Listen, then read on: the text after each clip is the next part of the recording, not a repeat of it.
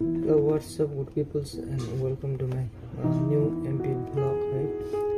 आजले चाहिँ अरू बेला जसरी नै हजुरलाई केही यो जेनजी घटनामा भएको चिजहरू तपाईहरुलाई म देखाउन गइरहेको छु है जुन जेनजी घटनामा हाम्रो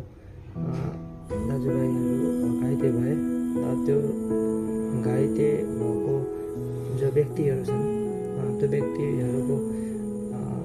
उनीहरूको मागहरू पुरा नभइकिन अथवा माग पुरा गर्ने तर्फलाई साइड राखेर आजको हाम्रो यो सरकारले चाहिँ इलेक्सन गरिरहेको छ है जुन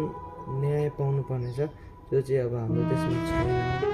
है न्याय दिने मान्छेहरू के भयो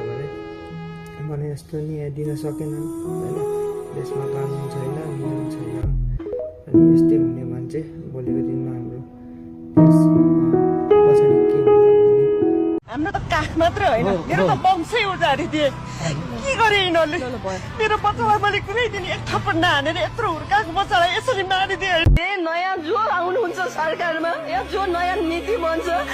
उहाँहरूसँग मेरो अपिल चाहिँ यही छ कि जसले हाम्रो बच्चालाई डाङ खोइले हानेर मारे डाङ जसरी मारे तिनीहरूलाई सजाय हुनुपर्छ।